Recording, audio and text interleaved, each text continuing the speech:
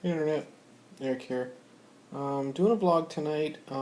Sadly, I'm going to be talking about something I really don't want to be talking about. Um, if you're a regular here to my channel and you watch my vlogs, back in February I did a vlog about Axel Rotten. And Axel Rotten was one of the pioneers of ECW, Extreme Championship Wrestling, from 95 till when they closed in 2001. And the reason why I did a vlog on him was it was in remembrance to him because he sadly passed away to what we found to be a heroin overdose. And it was very sad. He was found in like a McDonald's bathroom on the floor. Um, Go ahead and check that, remembrance video out. Sadly tonight I'm going to have another remembrance vlog, and it's about another ECW alum that was a favorite of mine from the same era, and it was Balls Mahoney. Balls Mahoney passed away as of this recording approximately a week ago, and Balls was the frequent tag team partner of Axel Rotten. They were known as the Hardcore Chair Swinging Freaks, and Balls sadly was another favorite of mine that I really, really loved watching. Back when I got into ECW.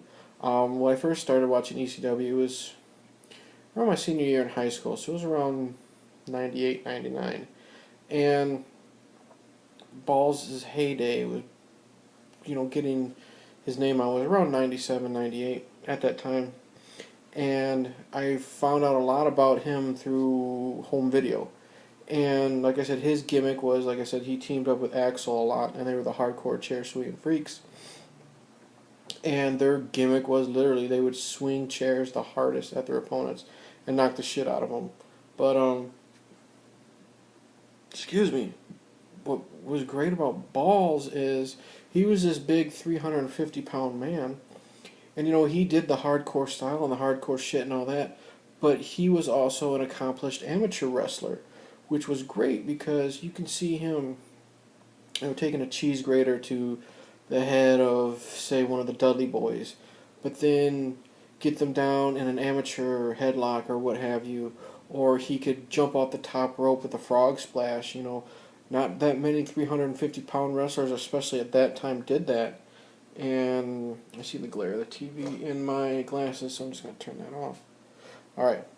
And not a lot of wrestlers at his size did that. Let's see, I remember, God, there's so many things I remember about Balls. And first, I remember I've seen, when he first started, he was in Smoky Mountain Wrestling. I've seen a couple of stuff with him there. And he was teaming up with his best friend in the business, Chris Candido. And Chris's girlfriend, soon to be fiance at the time, Sunny, Tammy Sitch, what have you. And Balls was playing their childhood friend called Boo Radley. And is it Boo Radley or Boo Bradley? Anyways, it was a takeoff of the character from To Kill a Mockingbird. This, handicapped outsider type of thing. And showed some decent skill then.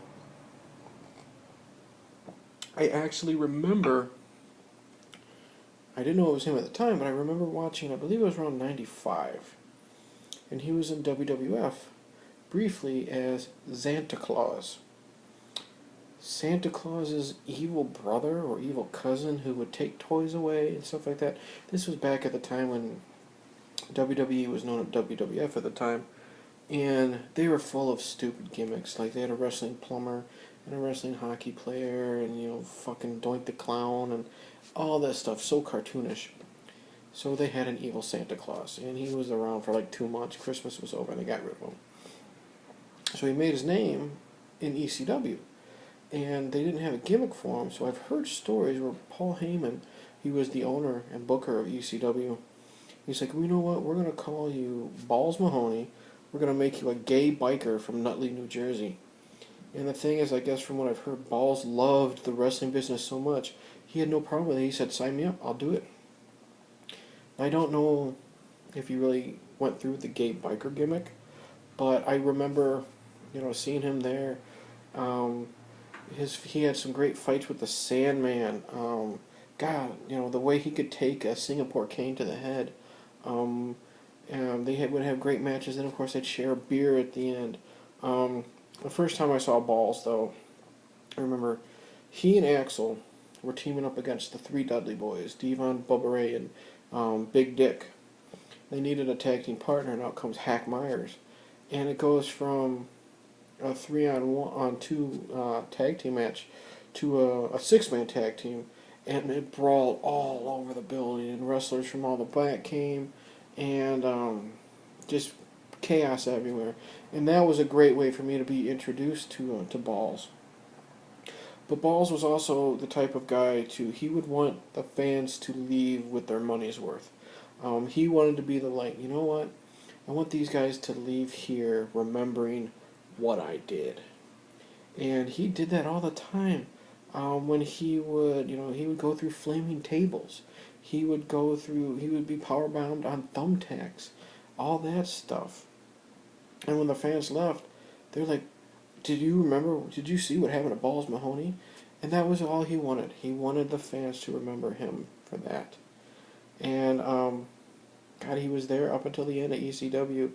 And I remember him very briefly when WWE brought back ECW, and Vince just shit on the promotion. They pretty much gave him nothing to do. And then sadly, the next time I saw him, he had lost a lot of weight. He had lost all of his teeth. So, like most of the guys in ECW, they had their personal demons or their drug abuse, whatever. There's no, use lying around it. But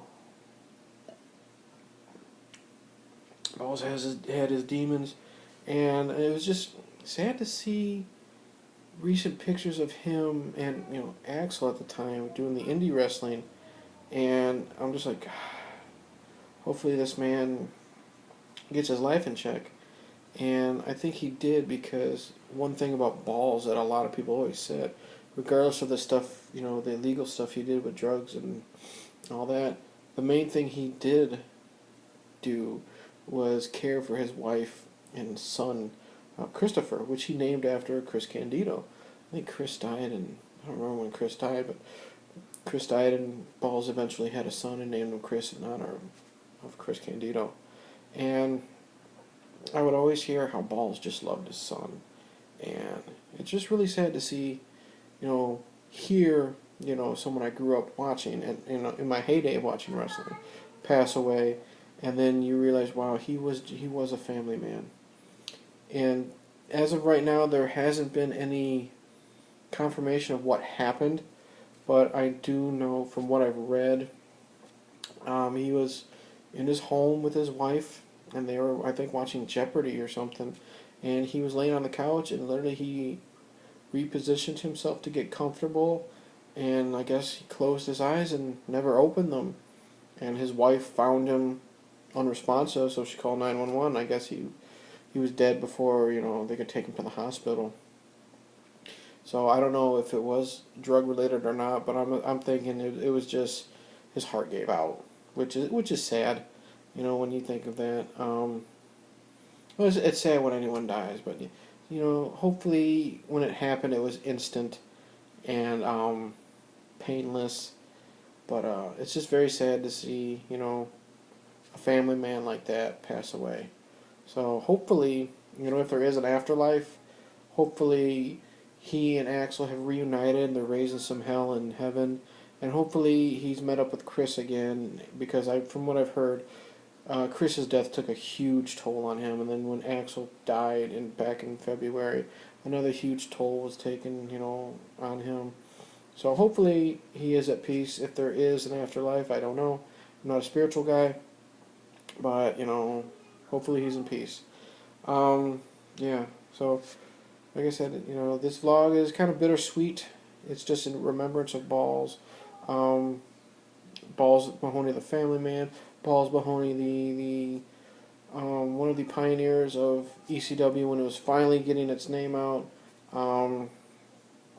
And yeah, I'm going to see if I can find a Best of Balls Mahoney tribute or something to put in the description below. So if you don't know who I'm talking about, you can see what I'm talking about. So that's it. Nice short vlog in remembrance of Balls Mahoney. Balls, this one is for you. So thank you for watching. Thank you for liking, subscribing, all that jazz. Like what you see, tell your friends, tell your mom, tell Aunt Ethel. Say check out this guy Eric on YouTube. And my daughter is in the bedroom yelling, so I'm really gonna cut this short. So I'm gonna say take care.